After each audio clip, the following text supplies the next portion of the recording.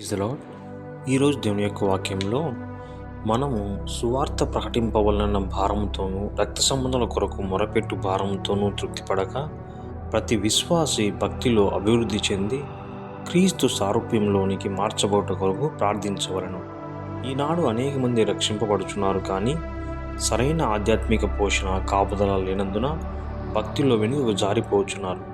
నూతనంగా జన్మించిన బిడ్డ ఎలాగూ సంరక్షించబడి పెంచి పెద్ద చేయబడవలసి ఉన్నదో, అలాగే మరుజన్మ పొందిన ప్రతి వ్యక్తి ఆధ్యాత్మికంగా దేవుని యొక్క వాక్యం నేపాలతో పోషించబడుచు ప్రార్థన, విశ్వాసము, దేవుని బిడ్డల సహవాసంతో ఎదిగి క్రీస్తు సారూప్యంలోనికి పొందవలసి ఉన్నది.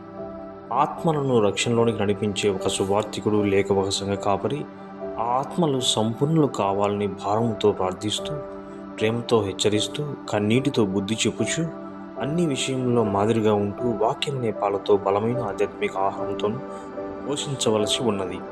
రక్షింపబడిన ప్రతి వ్యక్తిని సంపూర్ణంగా చేయవలసి ఉన్నది. ప్రతి మనుషుని క్రీస్తునందు సంపూర్ణంగా చేసి ఆయన ఎదుట నిలబెట్టవాలని సమస్త విధములైన జ్ఞానంతో మేము ప్రతి మనుషునికి బుద్ధి చెప్పుచు, ప్రతి మనుషునికి బోధించుచు ఆయనను ప్రకటించుచున్నాము. ఈ వాక్యం కొలసి రాసిన పత్రిక 1వ అధ్యాయంలో పౌలు గారు చెప్తున్నారు.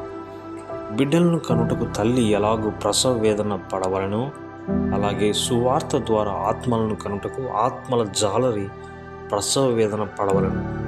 క్రీస్తు యేసునందు సువార్త ద్వారా నేను మిమ్మల్ని కంటిని పౌలు గారు 1 కొరింథీ 4:16 చెప్పినట్లుగా చూడగలం. తాను సంపాదించిన ఆత్మలు పరిపూర్ణులై క్రీస్తు సారూప్యంలోనికి ఎదగాలని వారి విషయమై మరలా ప్రసవ వేదన పడుచున్నాని అంటున్నాను. నా పిల్లలారా, క్రీస్తు స్వరూపం మీ అందు ఏర్పడు వరకు మీ విషయమే మరలా నాకు ప్రసవ వేదన కలుగుచున్నది. గలతీయులకు రాసిన పత్రిక 4వ అధ్యాయం 19 చెప్పినట్లుగా చూడగలము.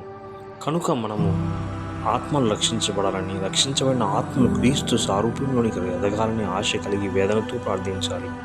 అంతేకాదు, మొదట ప్రభువా నాలో నీ సారూప్యం కనబడని అని వేదనతో ప్రార్థించాలి. నేను క్రీస్తును పోలి నడుచుకున్న ప్రకారం మీరును నన్ను పోలి నడుచుకోండి. పౌలు గారు 1 కొరింథీ 11వ అధ్యాయం 1వ వచనంలో చెప్పినట్టుగా చూడగలం.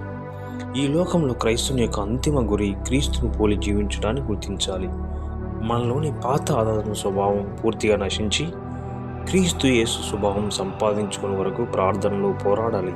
ప్రభువా నీ వలే బ్రతుకనేమో అని ప్రార్థిస్తూ ఆయన ప్రేమతో నింపబడాలి. ఆయన వలె పరిశుద్ధులుగా జీవిస్తూ ఆయన రాకడ కొరకు సిద్ధపడాలి.